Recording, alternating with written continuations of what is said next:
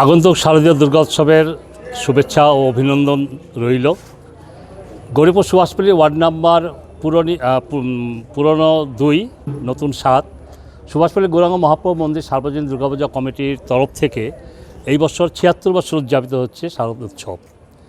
এই শারদোৎসবটি আমাদের বাঙালির ঘরে ঘরে, শুধু আসাম নয়, ভারতবর্ষের নয়, ভারতবর্ষের বাইরেও বিভিন্ন প্রান্তে এই সময়টা সুন্দর একটি উৎসব, বিশেষ করে বাঙালি সমাজের মধ্যে।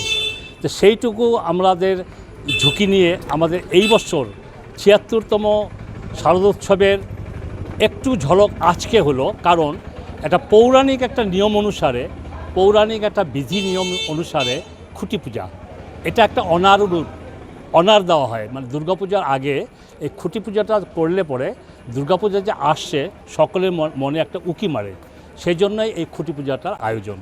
এটা অনেক স্থানে করা হয়, অনেক জায়গায় করা হয় না, কিন্তু আমাদের এখানে 2 বছর থেকে পুরোপুরিভাবে হচ্ছে। যাই হোক, এই উৎসবের সকল স্তরের মানুষের উদ্দীপনা, মানুষের সহায় সহযোগিতা আমরা কামনা করছি, এবং আমাদের সার্বজনীন দুর্গাপূজা কমিটিতে যে সকল মহিলারা আছেন এবং পুরুষরা আছেন, সকলের উদ্দীপনায় অক্লান্ত পরিশ্রমে এই পূজাটি উদযাপিত হয়। আমরা আশা রাখছি গত বছরের তুলনায় এবার আরও ভালো হবে। শুধু পুজোর দিন 4 দিন যে পুজো সেটা নয়, 4 দিনের আগেও যেমন 7 দিনের মধ্যে যেমন মহরম থাকে, মহালয় থাকে, তারপরে ধরুন দুর্গাপূজা থাকে, বিভিন্ন ধরনের খেলা অনুষ্ঠান, চিত্রাঙ্কন প্রতিযোগিতা, দৌড়ঝাঁপ ইত্যাদি ইত্যাদি, শাড়িতে নারী খেলা, বিভিন্ন ধরনের খেলাখেলি হয়।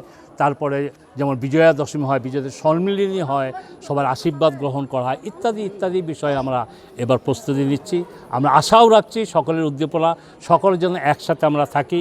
বিভিন্ন স্তরের মানুষকে নিয়ে যে আমরা বসবাস করছি, তাদের সকলকে আমরা আহ্বান করছি, সকল স্তরের মানুষকে আমরা গৌরীপুর সুভাষপল্লী গৌরাঙ্গ মহাপ্রভু মন্দির কমিটির সদস্যবৃন্দের পক্ষ থেকে এই আগন্তুক শারদোৎসবের অভিনন্দন জ্ঞাপন করছি। আশা রাখছি আপনাদের সামনে আমরা আসতে পারি এবং সুন্দরভাবে গড়ে তুলতে পারি।